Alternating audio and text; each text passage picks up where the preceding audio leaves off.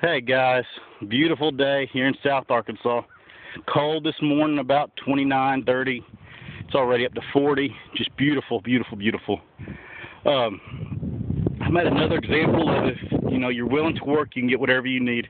We're running low on firewood for the wood burning stove, and so I just hollered at people at church, just passed the word. I needed some firewood, and a gentleman from my church called and said, "Hey, we cut down some oak trees. I think they cut down 4 here, and we've gotten all the wood we can use. Go help yourself." And so that's what I'm doing today.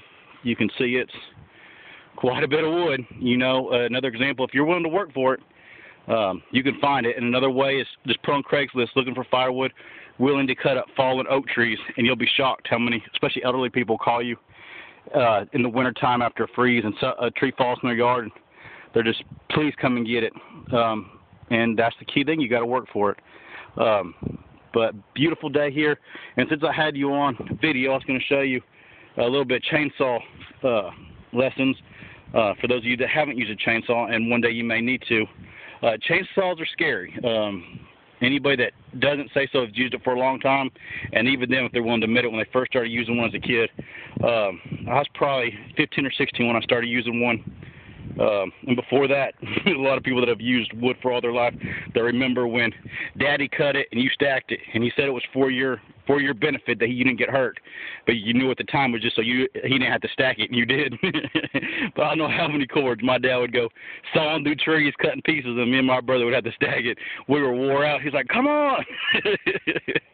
But a couple lessons. If you ever do chainsaw. Number one, don't ever cut a limb that is being supported by a different limb. See, that limb up here is fine to cut. I'll start at the top and cut slices of the size I need. Never cut this one because it has the weight of this other tree on it.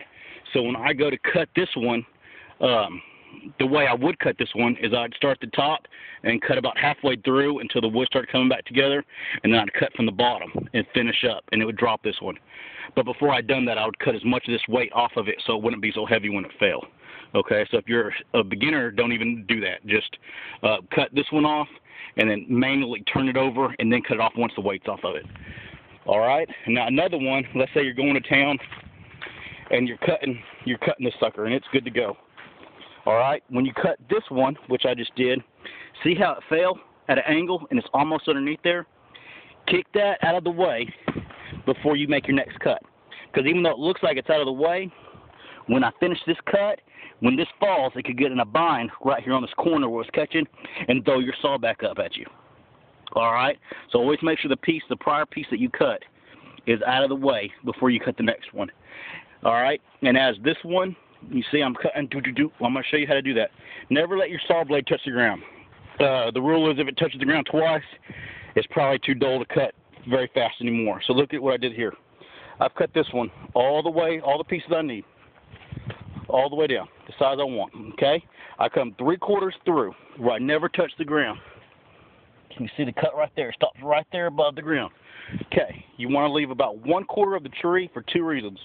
One, it keeps you off the ground. And 2, watch.